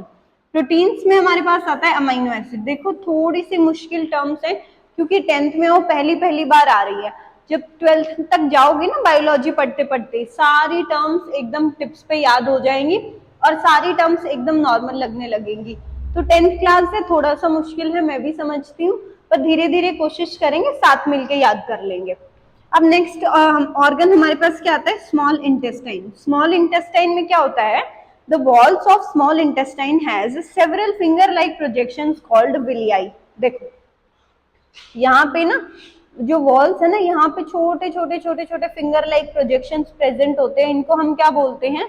विलियाई बोलते हैं, विलियाई, ठीक है। विलियाई क्या करती है? Having blood vessels, it helps to increase the surface area for the absorption of digested food. जो फूड का एक्चुअल डाइजेशन है और एब्जॉर्प्शन है वो हमारा कहाँ होता है? वो सारा का सारा काम स्मॉल इंटेस्टाइन में होता है, स्टमक में नहीं होता। जिन लोगों को ये वहम है ना कि स्टमक में फूड डाइजेस्ट होता है, स्टमक में फूड डाइजेस्ट नहीं होता। स्टमक में सिर्फ क्या होता है? चर्निंग मूवमेंट होती है। देखो स्टमक में क्या होती है? एक चर्निंग मूवमेंट होती है। स्टमक ऐसे ऐसे ऐसे ऐसे हिलता रहता है। जो भी कॉम्प्लेक्स खाना, अब मान लो हमने माउथ में एक बाइट लिया, बाइट को भी हमने 5-6 टुकड़ों में तोड़ा, हमने स्वॉलो कर लिया, लेकिन वो जो 5-6 टुकड़े भी तो इतने इतने रह गए ना। अब वो पेट में जाके और ऐसे चर्निंग मूवमेंट होगी, खाना हिलता रहेगा, स्टमक उसको हिलाता रहेगा, वो हमें बाहर फील नहीं होता, लेकिन वो अंदर ऐसी मूवमेंट होती रहती है और वो उसको बिल्कुल ही छोटे पार्टिकल्स में तोड़ देगा, इतने में कि जितने में वो आगे स्मॉल इंटेस्टाइन में जाके एब्जॉर्ब हो सके। अब देखो the digested food is absorbed by the blood and transported into all cells of the body। कहाँ से ट्रांसपोर्ट होगा? स्मॉल इंटेस्टाइन से। एब्जॉर्ब कहाँ हुआ? स्मॉल इंटेस्टाइन में। यहाँ से क्या होगा? ब्लड वेसल्स में पूरी बॉडी में ट्रांसफर होता चला जाएगा। Then the undigested food passes into the large intestine. अब जो अनडाइजेस्टेड फूड है वो कहाँ चला गया? यहाँ से देखो, यहाँ से कहाँ चला गया? लार्ज इंटेस्टाइन में। ये हमारी लार्ज इंटेस्टाइन हो गई, ठीक है। अब लार्ज इंटेस्टाइन में क्या किया? Water is absorbed and the waste material is removed through the anus. अब ये जो यहाँ से जो खाना गया लार्ज इंटेस्टाइन में, इस खाने में ना कुछ अमाउंट ऑफ वाटर चला जाता है, एक्स्ट्रा वाटर। अब अगर एक्स्ट्रा वाटर हमारा फीकल मैटर के थ्रू बाहर निकल गया तो क्या होगा? हमारी बॉडी में फ्लूइड्स की कमी होने लगेगी। तो लार्ज इंटेस्टाइन क्या करती है? वाटर को रीएब्सॉर्ब करना स्टार्ट करती है कि भाई इसमें जो फीकल मैटर है ना, इसमें तो एक्स्ट्रा पानी है, इसको दोबारा से एब्सॉर्ब करो बॉडी में। तो क्या करेगा? दोबारा से पानी को एब्सॉर्ब किया, बाकी बचा हुआ जो फीकल मैटर था उसको एनएस के थ्रू हमने बाहर कर दिया। चलो रेस्पिरेशन। अब नेक्स्ट प्रोसेस हमारे पास क्या आई, रेस्पिरेशन। रेस्पिरेशन में क्या क्या हमें जरूरत पड़ेगी, चल, respiration is the process by which food is burnt in the cells of the body with the help of oxygen and to release energy it takes place in the mitochondria of the cell। अब जो body में nutrition हुआ है ना उसमें हमें respiration की भी जरूरत पड़ेगी। Respiration helps in ATP formation. कैसे, क्योंकि उसकी जो प्रोसेस होती है ना खाने की ब्रेकडाउन की, उसमें हमें ऑक्सीजन भी चाहिए होती है और ये कहाँ होता है, माइटोकॉन्ड्रिया में होता है। इसलिए जो रेस्पिरेशन है ना वो भी हमारी एक तरह से डाइजेशन में हेल्प करता है। क्यों, क्योंकि हमें ऑक्सीजन की जरूरत होती है खाने को तोड़ने में, और ऑक्सीजन हमें कहाँ मिलेगा, रेस्पिरेशन से मिलेगा। अब the energy released during respiration is used to make ATP molecules. ATP की फुल फॉर्म दी हुई है adenosine triphosphate. From ADP molecule adenosine diphosphate and inorganic phosphate. अब इनसे क्या होता है, इनसे हमारा जो लास्ट में जो चीज बनती है वो एटीपी बनती है। एटीपी किससे बनेगी, एडीपी से, ठीक है, एडीपी से एटीपी बना, ऑक्सीजन ऐड होके, किसकी वजह से बना, रेस्पिरेशन की वजह से। Energy is stored in the cells in the form of ATP, energy currency of the cell molecules। When the cells need energy, ATP is broken down in the presence of water to form ADP and energy is released। अब क्या होता है, देखो ATP जो होता है वो break down हुआ वाटर की प्रेजेंस में और उसने क्या बनाया, फाइनली एटीपी बनाया। एटीपी बना और एटीपी हमारा क्या होता है, लास्ट एनर्जी करेंसी होती है जो हमारी खाने के फॉर्म में यूज होती है। अब रेस्पिरेशन दो तरह का होता है, देखो दो तरह का रेस्पिरेशन कैसे हुआ, एक हो गया हमारा एयरोबिक रेस्पिरेशन। एयरोबिक रेस्पिरेशन मैंने चैप्टर के स्टार्टिंग में क्या समझाया, वर्ड्स को तोड़ना सीखो। एयरोबिक से क्या समझ आ रहा है, एयर है कहीं पे, है ना, ऐसा समझ आ रहा है, तो एयर की प्रेजेंस में होगा। एन एयरोबिक से क्या समझ आ रहा है, एन वर्ड लग गया मतलब नहीं है, एन एयरोबिक मतलब एयर है ही नहीं। तो the process of producing energy in the presence of oxygen. Oxygen जहां पे मिल गया उसको क्या बोला, एयरोबिक बोला। और एनारोबिक कौन सा हुआ, the process of producing energy in the absence of air. Energy नहीं आएगा यहाँ पे, एयर आएगा, in the absence of air, ठीक है। सो एयर की एब्सेंस में जो हमारी एनर्जी प्रोड्यूस हुई उसको क्या बोला हमने, एनएरोबिक रेस्पिरेशन। देखो यहाँ पे सिंपल सा है, एयरोबिक रेस्पिरेशन में क्या हुआ, ऑक्सीजन की प्रेजेंस आई, ऑक्सीजन की प्रेजेंस से एटीपी बना। एनएरोबिक में क्या हुआ, ऑक्सीजन की एब्सेंस हुई, एब्सेंस से एटीपी बना, ठीक है। अब देखो breakdown of glucose by various pathway. ये मेरा बनाया हुआ फ्लो चार्ट है, मैंने पीपीटी में ऐड कर दिया इसी बात के मारे कि आपको याद हो जाएगा। जितना मुझसे सिंप्लीफाई हो सकता है ना मैं करती हूँ, जितनी आप लोगों की हेल्प हो पाएगी हम लोग करेंगे, ठीक है। Breakdown of glucose by various pathway. Glucose किन किन अलग अलग तरीके से टूटता है और क्या क्या बॉडी में बनाता है। सबसे पहले क्या है हमारे पास, जो इंग्रेडिएंट है वो क्या है हमारे पास, ग्लूकोज है। किसकी प्रेजेंस में, ऑक्सीजन की प्रेजेंस में। कहाँ हो रहा है, साइटोप्लाज्म के अंदर। अब यहाँ पे क्या ऐड हुआ, पाइरुवेट बना, एनर्जी बनी, ठीक है। अब ब्रेकडाउन कैसे कैसे होगा, देखो ऑक्सीजन की अगर प्रेजेंस में होगा ना तो कहाँ होगा, माइटोकॉन्ड्रिया में होगा। माइटोकॉन्ड्रिया में इसने क्या बनाया, कार्बन डाइऑक्साइड बनाई, वाटर बनाया और एनर्जी बनाई। और अगर एयर की एब्सेंस नहीं है, ऑक्सीजन की एब्सेंस है, एयर की एब्सेंस है ऑक्सीजन की, तो वो कहाँ होगी, मसल्स में होगी। मसल्स में क्या बनेगा हमारे पास, लैक्टिक एसिड बनेगा और एनर्जी बनेगी। और अगर एब्सेंस ऑफ ऑक्सीजन एक और जगह होगी, वो कहाँ हो सकती है, यीस्ट में। यीस्ट में कैसे होगा, एथेनॉल बनेगी, कार्बन डाइऑक्साइड बनेगा और एनर्जी बनेगी, ठीक है। ये ब्रेकडाउन ऑफ हमारा ग्लूकोज था, ये याद करना पड़ेगा, कोई शॉर्ट फॉर्म नहीं है, कुछ नहीं है, याद करने वाली चीज है। चलो ह्यूमन बीइंग्स में अब रेस्पिरेशन कैसे होगा देखते हैं।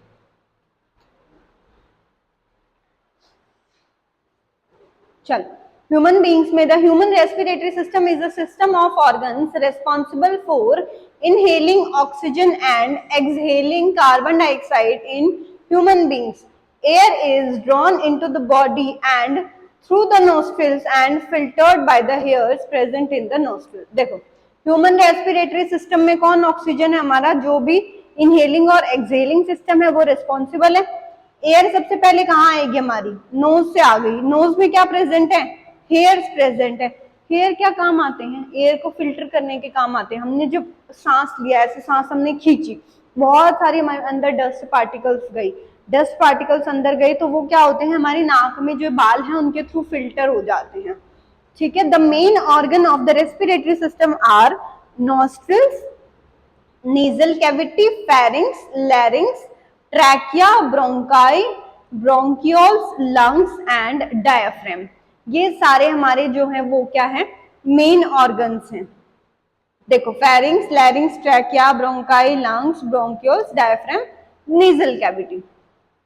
अब देखो चलो एक एक पार्ट की एक्सप्लेनेशन देखेंगे। इतना सिंप्लीफाई करके आपको एक एक पार्ट की डेफिनेशन भी लिखवाई गई है, आपको एक एक पार्ट की जो बिल्कुल सिंपलेस्ट फॉर्म है वो दी गई है। इससे ज्यादा आपको ना एनसीईआरटी की कॉम्प्लेक्स लैंग्वेज को, देखो एनसीईआरटी कॉम्प्लेक्स है, ये मैं मानती हूँ एनसीईआरटी बहुत कॉम्प्लेक्स है क्लास 10th के बच्चों के लिए। तो आप देखो air enter through the nostril, air nose से गई, अब हेयर और म्यूकस ने क्या किया, उसको ट्रैप कर लिया डस्ट पार्टिकल्स को। It then passes through the pharynx, larynx, trachea, bronchi and enters the lungs. कहाँ गई, डायरेक्ट लंग्स में। देखो फेरिंग्स के थ्रू, लैरिंग्स के थ्रू, ट्रैकिया के थ्रू, ब्रोंकाई के थ्रू, कहाँ गई, लंग्स में। ये स्टेप्स हैं 2, 3, 4, 5, ये स्टेप्स हैं। इन स्टेप्स के थ्रू एयर हमारी पास होती है। सबसे पहले ट्रैकिया देखते हैं। It has rings of cartilage which prevent it from collapsing when there is no air in the trachea. देखो ये हमारा क्या है, ट्रैकिया। अब यहाँ पे क्या बना हुआ है, देखो ये छोटे छोटे रिंग्स बनी हुई है, दिख रही है ये रिंग्स, ये रिंग्स ऐसे ऐसे ऐसे रिंग्स बनी हुई है। ये रिंग्स क्यों बनी हुई है, रिंग्स इसलिए बनी हुई है क्योंकि जब ट्रैकिया में एयर नहीं होती, अब मान लो हमने सांस रोक ली अपनी, ऐसे रोक ली, एकदम हमने सांस को रोक लिया, ठीक है, ऐसे रोका सांस को। सांस रोकने से क्या हुआ, हमारे ट्रैकिया में एयर नहीं बची ना, एयर खत्म हो गई। अगर एयर खत्म हो जाए वहां पे तो क्या होगा, कोलैप्स कर जाएगा ना, तो वो कोलैप्स नहीं होने देती। ये जो कार्टिलेजिनस रिंग्स हैं ये ट्रैकिया को कोलैप्स नहीं होने देती। ठीक है। अब आता है हमारे पास नेक्स्ट आता है हमारे पास ब्रोंकियोल्स। ब्रोंकियोल्स में क्या होगा, the bronchi divides into smaller tubes are called bronchioles. देखो ये हमारे पास ब्रोंकाई है, यहाँ पे ट्रैकिया से होके कहाँ गई हमारे पास, ब्रोंकाई में। ये ब्रोंकाई आगे छोटी छोटी ब्रांचेस में डिवाइड हुई, इनको हमने क्या बोल दिया, ब्रोंकियोल्स बोल दिया इनको हमने। ठीक है। Alveoli, the alveoli is supplied with blood vessels through which exchange of gases takes place. The alveoli help to increase the surface area for exchange of gases। देखो अब ये जो ब्रोंकियोल्स है ना, इनके यहाँ पे एल्वियोलाई बनी होती है। एल्वियोलाई क्या होती है, एक सैक की तरह होती है, एक बलून्स की तरह होती है।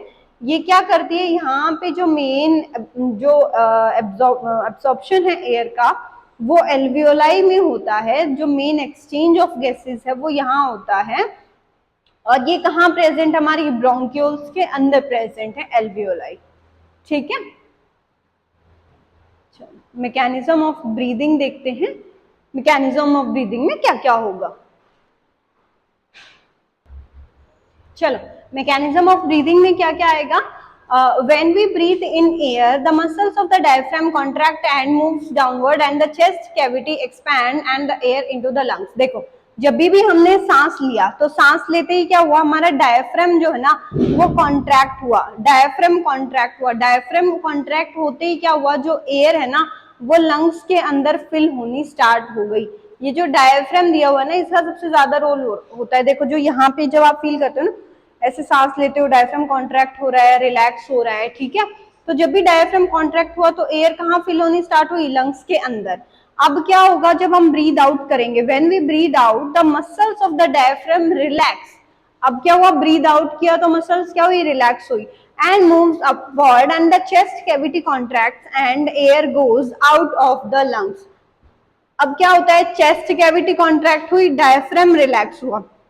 अब चेस्ट कॉन्ट्रैक्ट होगी, डायफ्राम रिलैक्स होगा। डायफ्राम रिलैक्स होते ही क्या होगा, हवा जो है वो लंग्स से बाहर निकल जाएगी। सिंपल सा मैकेनिज्म है, यहाँ पे जो डायफ्राम है कॉन्ट्रैक्ट होता है, इसमें डायफ्राम रिलैक्स होता है। हवा ली, डायफ्राम कॉन्ट्रैक्ट हुआ, एयर लंग्स के अंदर आई, बाहर छोड़ी, डायफ्राम रिलैक्स हुआ, एयर लंग्स से बाहर, सिंपल। ठीक है, प्लांट्स के अंदर रेस्पिरेशन देखते हैं। प्लांट्स में रेस्पिरेशन कैसे होगा बेटा? देखो, plant respire through tiny pores present on their leaves, surfaces called the stomata. Leaf के अंदर जो होते हैं ना वो छोटे से गार्ड सेल्स, स्टोमेटा ऐसे प्रेजेंट होती है, ये छोटे छोटे पोर्स होते हैं। अब इन पोर्स के थ्रू क्या होता है? प्लांट सांस लेता है, प्लांट ब्रीद करता है। Oxygen enters the plant while CO2 leaves the plant through these pores. ठीक है, अब क्या होगा कि ऑक्सीजन क्या करी? ऑक्सीजन हमने जो है प्लांट से ली, और प्लांट क्या करेगा? कार्बन डाइऑक्साइड को जो है वो उसने एज अ फूड यूज किया, ऑक्सीजन उसने एज अ हमारे लिए रिलीज कर दी। ठीक है, roots of the plant respire through air spaces present in the soil. अब जो प्लांट की रूट होती है उनमें कैसे जो है एयर आती है? उसमें प्लांट के रूट्स में क्या होते हैं? छोटे छोटे एयर स्पेसेस प्रेजेंट होते हैं। वो एयर स्पेसेस क्या होते हैं? सॉइल में होते हैं, और वो सॉइल के थ्रू ही रेस्पिरेशन करते हैं। Respiration is a catabolic process of releasing energy from simple glucose for carrying out various life processes. Respiration क्या है? एक कैटाबॉलिक प्रोसेस है। कैटाबॉलिक प्रोसेस में क्या होता है? कुछ ना कुछ रिलीज होता है। यहाँ पे क्या हो रहा है? एनर्जी रिलीज हो रही है। कहाँ से?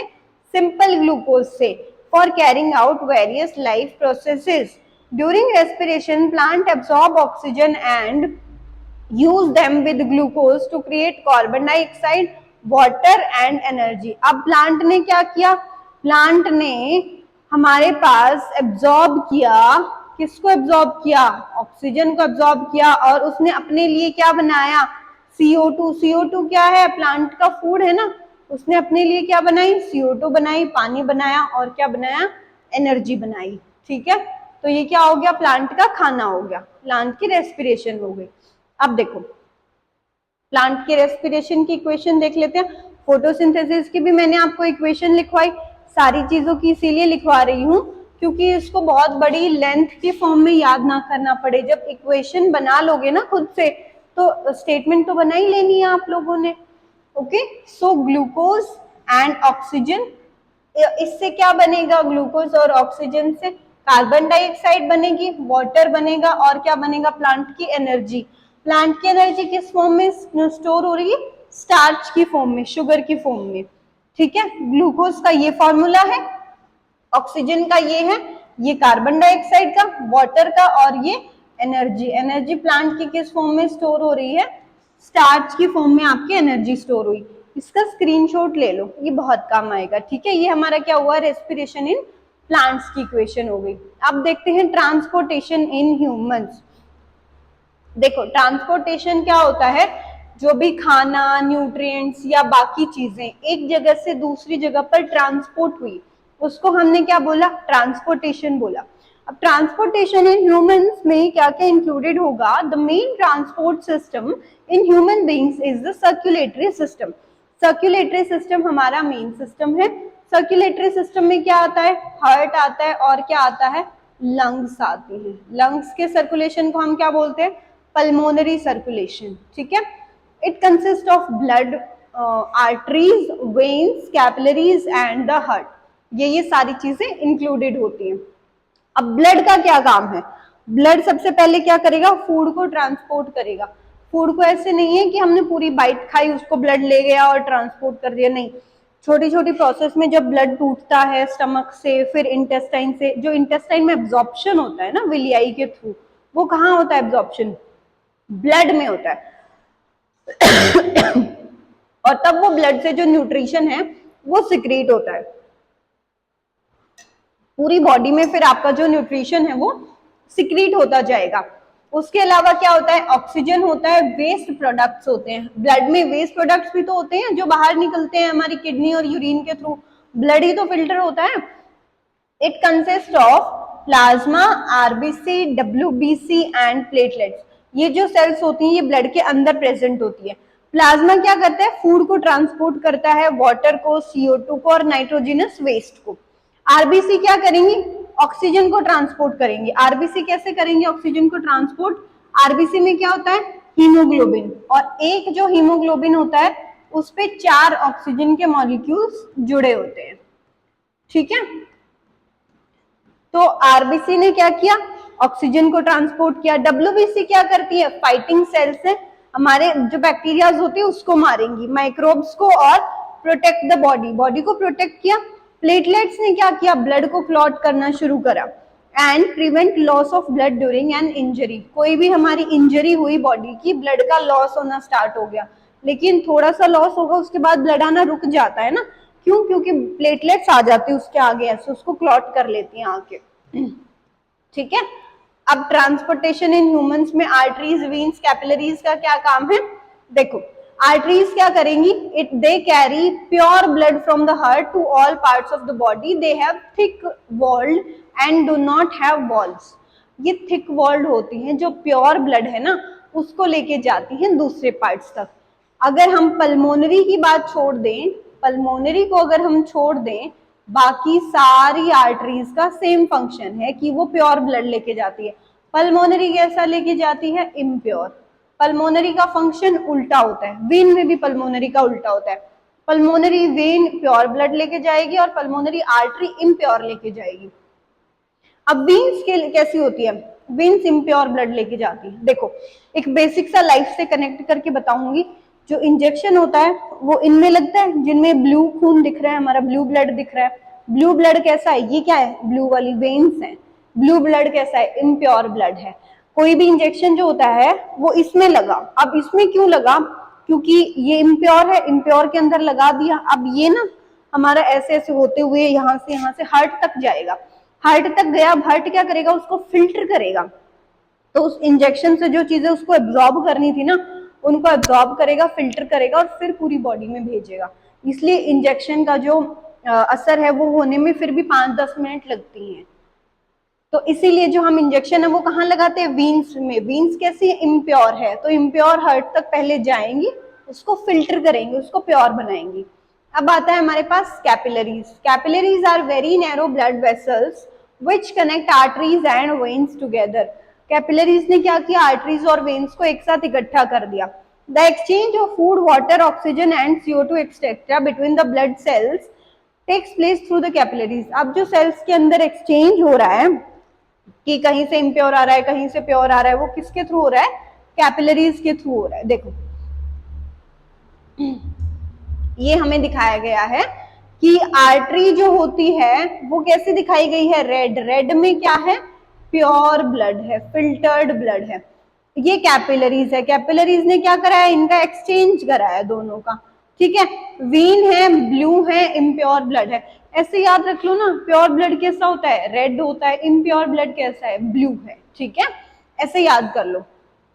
अब चल नेक्स्ट देखो, ह्यूमन हार्ट। ह्यूमन हार्ट का क्या क्या डायग्राम है? आपको ना सिर्फ और सिर्फ डेफिनेशंस पढ़ने की जरूरत है मेरी पीपीटी की। आपको सारा का सारा खुद से भी पढ़ोगे ना दोबारा, आपको पूरा समझ आ जाएगा। मैं पानी थोड़ा सा ज्यादा पीती हूँ।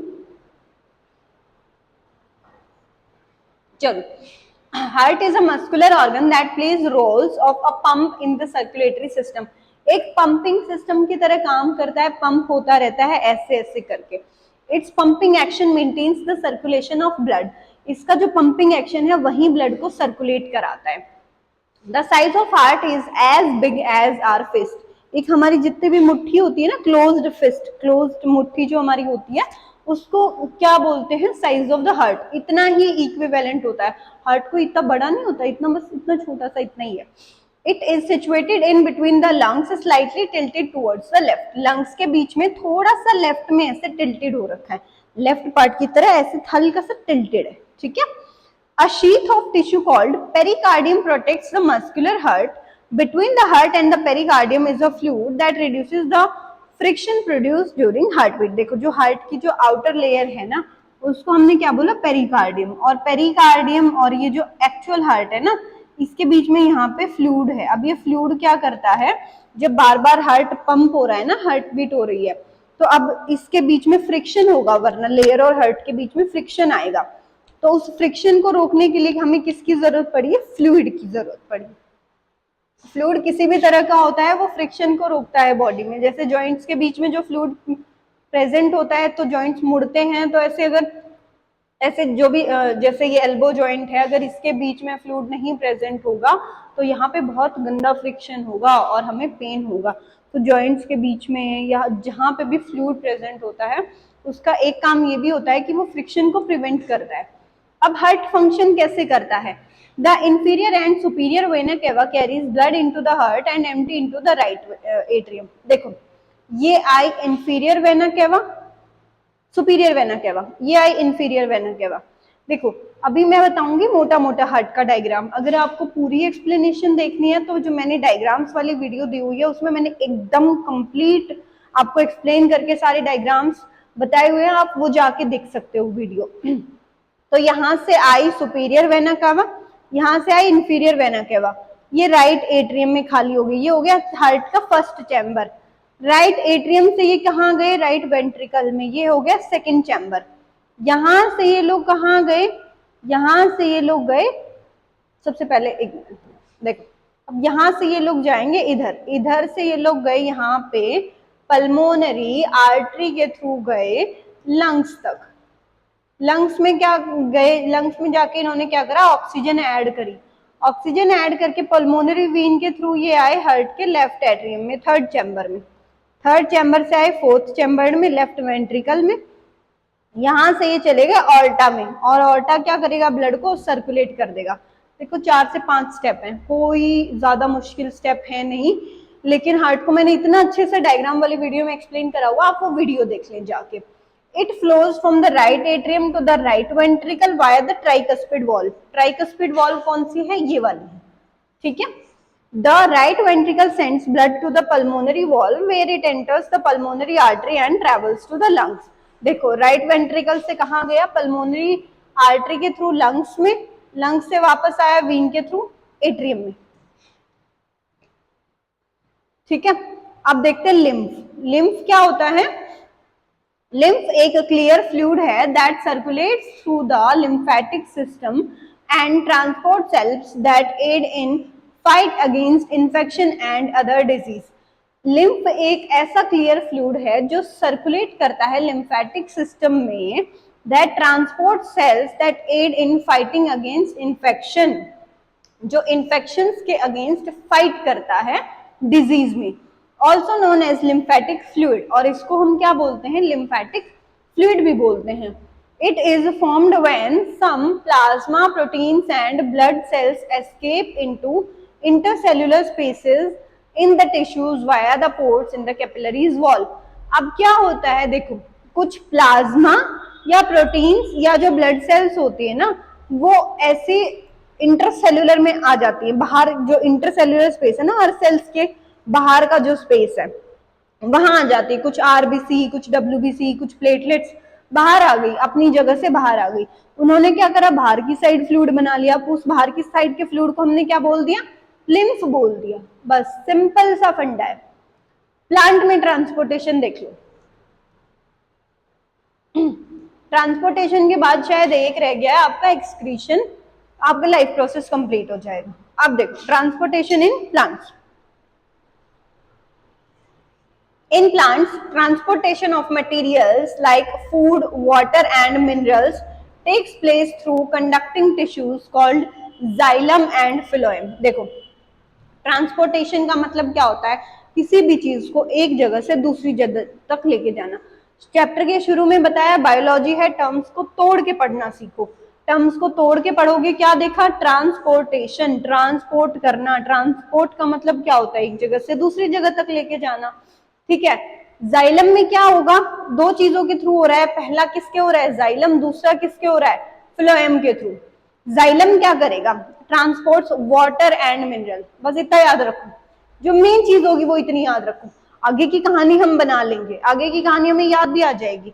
बच्चे कंफ्यूज कहाँ होते हैं कि जाइलम क्या ट्रांसपोर्ट करता है, फ्लोएम क्या ट्रांसपोर्ट करता है, ठीक है। तो जाइलम क्या करेगा? वाटर और minerals from root to the entire plant. जो प्लांट की रूट है ना, रूट वहां से लेके ऊपर लेके जाएगा, ठीक है, वाटर को। क्योंकि वाटर हमने कहाँ दिया? वाटर तो हमने रूट्स में दिया, तो जाइलम ने क्या करा, नीचे से ऊपर ले गया, ठीक है। It is made up of xylem vessels and tracheids. देखो ये किसकी बनी होती है, जाइलम वेसल्स की बनी होती है, यहां से नीचे से लेके ऊपर तक लेके गया, जाइलम वेसल, और किसकी बनी होती है, ट्रैकिड्स की। Diffusion allows water and minerals to enter the roots. Root में कहां से आया पानी, डिफ्यूजन की प्रोसेस के थ्रू आया। The suction force that aid in the upward movement of water and minerals as a result of transportation. अब क्या होगा, अब जो सक्शन फोर्स है ना, उसके थ्रू जो पानी है वो रूट से ऊपर की साइड चला गया, ठीक है, किस प्रोसेस के थ्रू, डिफ्यूजन के थ्रू। अब क्या होगा, phloem transport food from leaves to other part of the plant. देखो फिलोएम में क्या हुआ, यहाँ पे जाइलम में क्या था हमारा, जाइलम में तो नीचे से ऊपर जा रहा था पानी, फिलोएम में क्या होगा, ऊपर खाना बना, बाकी के प्लांट्स में आ गया, क्योंकि खाना कहाँ बनता है, खाना लीफ में बना, पानी हमने पेड़ की रूट्स में दिया, वहां से ऊपर चला गया। फिलोएम कहाँ बना, फिलोएम का काम क्या हुआ, ऊपर से नीचे लाना, ठीक है, क्योंकि खाना तो लीफ ने बनाया है। तो बस सिंपल सा यही काम है, phloem transport food from leaves to other parts of the plant, that is called translocation. Translocation किसका नाम हुआ, ऊपर से नीचे को खाना, लीफ से लेके नीचे तक। देखो बेसिक काम बताती हूँ, जाइलम है, जाइलम है, जाइलम कहाँ लेके गया, रूट से upper part of the plant में, ठीक है। फिलोएम है, और क्या लेके जाएगा, वाटर, मिनरल्स भी होते हैं वाटर में। फिलोएम ने क्या किया, फूड को लेके आएगा, कहां से, लीफ से लेके रूट्स तक, क्या लेके आएगा, फूड, ठीक है। ये चीज याद रखो, बस इतना काम है जाइलम फिलोएम का, कुछ नहीं है फालतू की। जितनी कहानी दी हुई है पढ़ लो, जरूरी है कहानी भी पढ़नी, पेपर में तो बनानी पड़ेगी, कहानी तो बनानी है, याद रखने के लिए हमें इसकी जरूरत है। अब the energy of the ATP molecules transport food from leaves to the xylem. Osmotic pressure causes water to enter the phloem and help transport food.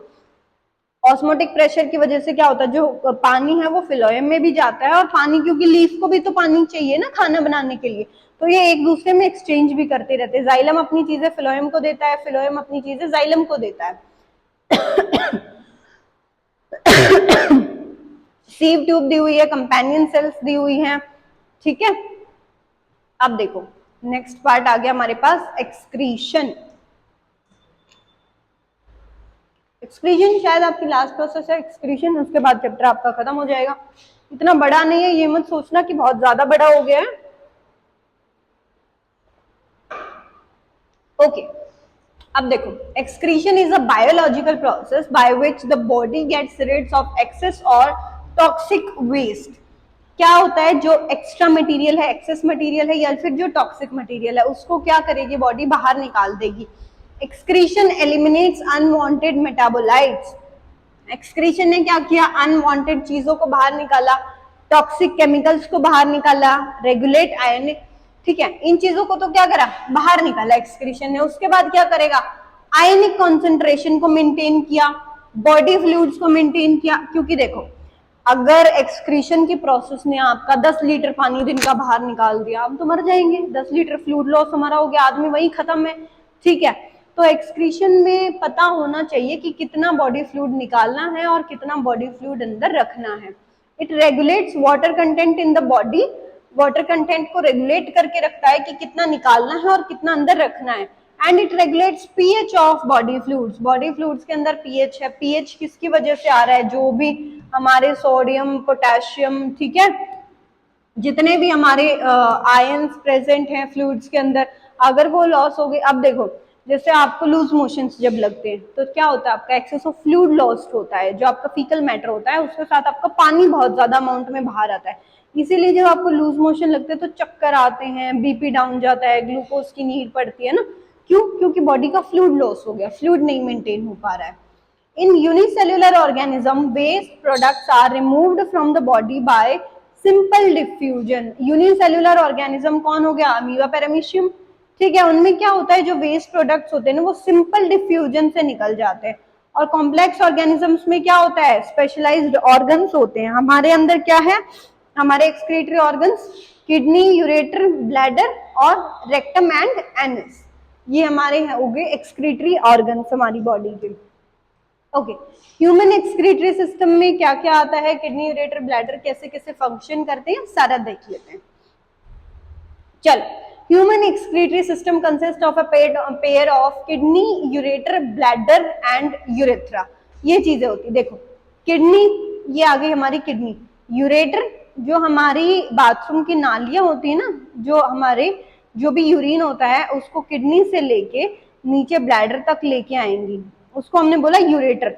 ये हमारा हो गया ब्लैडर, जिसको हम बाथरूम की थैली बोलते हैं, वो हमारा हो गया ब्लैडर।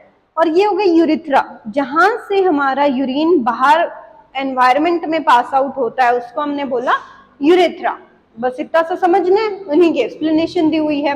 देखो, kidney are made up of various microscopic excretory units, उनको क्या बोला है, नेफ्रॉन। अब ये जो किडनी है ना, बहुत सारी नेफ्रॉन से मिलके बनी हुई है, छोटी छोटी छोटी छोटी, यहाँ पे बहुत सारी नेफ्रॉन्स बनी हुई है जो फंक्शन करती हैं। Kidney is located on either side of the backbone. It filters blood and removes waste from the body. Kidney, आपको क्या लगता है यूरिन फिल्टर करती है? नहीं, यूरिन नहीं फिल्टर करती, वो ब्लड फिल्टर करती है। ब्लड में से जितनी चीजें वेस्ट निकलती है ना, उनका यूरिन बनाती है वो, उसमें वाटर ऐड करती है। ब्लड के यूरिन क्या है, जो ब्लड का वेस्ट है, किडनी ने क्या किया, ब्लड को फिल्टर किया, ब्लड का वेस्ट निकला। अब वो ब्लड का जो भी वेस्ट है, सोडियम, पोटेशियम, आयंस, व्हाटएवर जो भी वेस्ट चीज है, अब उसको ऐसे थोड़ी ना बॉडी से बाहर निकाल सकते, उसमें पानी ऐड करना पड़ेगा। तो यूरिन कुछ नहीं है, just waste of the body in addition of water. ठीक है, यूरिन भी ब्लैडर क्या करता है, टेम्परेली स्टोर करता है यूरिन को, थोड़ी देर के लिए स्टोर कर देगा, बहुत ज्यादा भर जाएगा तो हमें फीलिंग आने लगेगी कि हमें यूरिन पास करना है। Urethra, urine is excreted out from here, ये हमारा यूरिथ्रा का पार्ट हो गया। ये हो गया यूरिथ्रा, जहां से हम यूरिन को बाहर की बॉडी में पास कर दें। ठीक है, अब नेफ्रॉन का स्ट्रक्चर देख लेते हैं, नेफ्रॉन कैसी होती है, नेफ्रॉन। ठीक है, चलो, here are the main parts of the nephron with their structure and function. सबसे पहले क्या आएगा, बॉमेंस कैप्सूल। देखो, ये आ गया बॉमेंस कैप्सूल, ये आ गया बॉमेंस कैप्सूल। ठीक है, बॉमेंस कैप्सूल के अंदर क्या होता है, it refers to a double walled membranous capsule that surrounds the glomerulus of the nephron. ठीक है, देखो ये हो गया हमारा बॉमेंस कैप्सूल। बॉमेंस कैप्सूल ने क्या किया, इसके अंदर ना ग्लोमेरुलस है, ग्लोमेरुलस होता है टफ्ट ऑफ कैपिलरीज, ग्लोमेरुलस होता है टफ्ट ऑफ कैपिलरीज, कैपिलरीज का गुच्छा। इस बॉमेंस कैप्सूल के अंदर कैपिलरीज का गुच्छा है, इसने उसको पकड़ा हुआ है। अब वो कैपिलरीज का गुच्छा क्या करेगा, यहीं से तो ब्लड फिल्टर होगा, जब कैपिलरीज होंगी उन्हीं में तो ब्लड है, वही हमें फिल्टर करना है। तो ये बॉमेंस कैप्सूल क्या हो गया, एक छलनी टाइप से बाहर इसने होल्ड करके रखा हुआ है ग्लोमेरुलस को। ठीक है, एक कप शेप्ड स्ट्रक्चर है, 2 लेयर्स होती हैं। Bowman's capsule receives glomerular filtrate, contains no blood cell और प्लेटलेट्स। देखो, अब इसने क्या करा, यहां से रिसीव करा, इसको किसको रिसीव करा, फिल्ट्रेट को। मतलब देखो, ये डायग्राम वैसे समझ आपको, जो मैंने डायग्राम की वीडियो बनाई हुई है ना, उससे आएगा, क्योंकि बहुत डीप एक्सप्लेनेशन में मैंने समझाए हुए हैं। यहाँ पे इन कैपिलरीज ने क्या किया, ब्लड का वेस्ट निकालना शुरू किया। तो ब्लड का वेस्ट जो आया वो कहाँ से आया, बोमेंस कैप्सूल से आया। किसमें आया, इस पीसीटी में आया। ठीक है, पीसीटी में आया यहाँ पे। अब क्या होगा, पीसीटी में आने के बाद glomerulus refers to a collection of small capillaries in the nephron that filters the blood plasma. It is a group of capillaries consisting of single layer of epithelium surrounded by podocytes and mesangial cells. Glomerulus filtrate blood plasma and contains blood plasma contains blood cells and platelets. देखो, glomerulus के अंदर क्या है, capillaries है, capillaries में क्या है, blood cells हैं, प्लेटलेट्स है, प्लाज्मा है, सारी चीजें हैं। इसने उसको फिल्टर किया। अब इसके अंदर क्या है, पोडोसाइट है। पोडोसाइट्स क्या होते हैं, छोटे छोटे पोर्स होते हैं, और मेसेंजियल सेल्स के अंदर भी ऐसे ही छोटे छोटे पोर्स होते हैं। तो इन पोर्स में से छन के जो भी वेस्ट है ब्लड का, वो चला जाएगा पीसीटी के अंदर। ठीक है, अब पीसीटी क्या है, PCT is a proximal convoluted tubule site of nephron where most reabsorption treats occur. जो ये पीसीटी है ना, ये जो घुमावदार पीसीटी आपको दिख रही है, यहाँ पे सारा रीअब्जॉर्प्शन होता है। अब रीअब्जॉर्प्शन क्या होता है? रीअब्जॉर्प्शन कराने की हमें क्यों जरूरत पड़ती है? क्योंकि ये जो होता है ना, वो बहुत सारा फिल्ट्रेट भेज देता है बाहर। अब ये पीसीटी दोबारा से जांच करेगी कि कितना एक्स्ट्रा भेज दिया, कुछ ऐसा तो नहीं भेज दिया कि बॉडी का ब्लड लॉस बहुत ज्यादा हो जाएगा, हमें बहुत दिक्कत हो जाएगी। तो पीसीटी देखता है कि कितना एक्स्ट्रा फिल्ट्रेट उसने भेजा है, कितने को हमें दोबारा एब्जॉर्ब करने की जरूरत है। Obligatory water reabsorption occurs in the PCT loop and the nephron Henle's loop। अब ये जो लूप बन रहा है ना, देखो ये पीसीटी जो नीचे से मुड़ी हुई है ना, इसको हमने क्या बोल दिया? हेनलेज लूप बोल दिया। नाम है, बस याद करने हैं, मुश्किल चीज नहीं है। अब इनमें क्या क्या होता है? रीअब्जॉर्प्शन किन किन चीज का होता है? आयंस का, वाटर न्यूट्रिएंट्स का, और एलिमिनेशन किन चीज का होता है? टॉक्सिन्स का। अब ये चीज क्या करेगी? पीएच को मेंटेन करेगी। देखो जो भी कोई भी फ्लूइड लॉस है या फ्लूइड का रीअब्जॉर्प्शन है, वो क्या करते हैं? वो पीएच को डिसबैलेंस भी कर सकते हैं, पीएच को मेंटेन भी कर सकते हैं। ठीक है। allows concentrated urine production, ensures water retention in the body and is not excreted in the urine, prevents desiccation। देखो ये जो लूप ऑफ हेनले है ना, ये क्या करेगा? जहां से पानी निकालने की जरूरत है वहां से तो बाहर निकाल देगा एक्स्ट्रा, और जहां से पानी ऐड करने की जरूरत है वहां से ऐड कर देगा। तो मतलब ये जो मेन काम कर रहा है वो क्या कर रहा है? पीएच को मेंटेन करने का बॉडी का। फ्लूइड लॉस या फ्लूइड गेन का काम कौन कर रहा है? लूप ऑफ हेनले कर रहा है। The loop of Henle consist of two part. दो पार्ट है, एक डिसेंडिंग पार्ट है, देखो एक पार्ट नीचे जा रहा है डिसेंडिंग पार्ट है, एक पार्ट ऊपर जा रहा है असेंडिंग पार्ट है। ठीक है। The descending Henle, the water potential of the liquid by which it is reduced will be in addition of mineral ions and the elimination of water. अब ये नीचे जब जाएगा ना, तो इसमें जो आयंस है वो ऐड होते जाएंगे और जो वाटर है वो लॉस होता जाएगा। वाटर लॉस होता जाएगा मतलब क्या? जितना एक्स्ट्रा वाटर है वो इसने बाहर कर दिया। लेकिन जो असेंडिंग पार्ट, अब मान लो बहुत ज्यादा वाटर बाहर हो गया, तो जो असेंडिंग पार्ट है ना वो दोबारा से ऐड कर लेगा। तो ये लोग क्या करते रहते हैं कि मान लो जैसे कैसे एग्जांपल दूं आपको? जैसे कोई दुकानदार है, वो आपकी चीनी तोल रहा है, वो क्या करेगा? एकदम से उसको निकाल देते हैं बाहर, एंड देन क्या करते हैं? कोई भी शॉपकीपर है, उसने आपका कोई भी राशन है उसको ऐड किया, एंड देन अगर वो एक्स्ट्रा ऐड हो गया तो उन्होंने क्या किया? उसको प्रूफ रीड किया, उसको देखा कि कुछ एक्स्ट्रा एडिशन हुआ है, उसमें से हमें निकालने की जरूरत है, तो उसने एक्स्ट्रा निकाल दिया। सो यही इनका काम रहता है। ठीक है।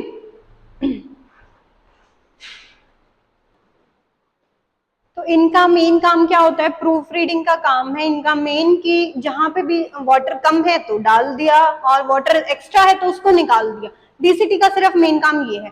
उसके बाद आती है collecting tubules. It absorb dissolved substances and water from the filtrate. अब ये जो नीचे आती है ना कलेक्टिंग ट्यूब्यूल्स, यहाँ से आके कलेक्टिंग ट्यूब्यूल, इसका भी काम यही है कि जितने भी जो वाटर है, सब्सटेंस है फिल्ट्रेट में से, अगर कुछ भी चीज लास्ट में जाके भी एक्स्ट्रा जा रही है ना, तो उसको भी वो निकाल देगी। मतलब पूरी बॉडी इतना ध्यान रखती है कि हल्का सा भी हमारा जो फ्लूइड लॉस है वो एक्स्ट्रा नहीं होना चाहिए बॉडी से। ठीक है। So thank you so much, आपने लास्ट तक वीडियो देखी, बहुत बहुत ज्यादा थैंकफुल है कि आप लोग बहुत मेहनती भी हैं। We are proud of you कि आप इतनी लंबी वीडियोस देख रहे हैं और आप इतनी मेहनत कर रहे हैं, आप इतना डेडिकेटेड है कि आप पूरा चैप्टर फिनिश कर पाओ।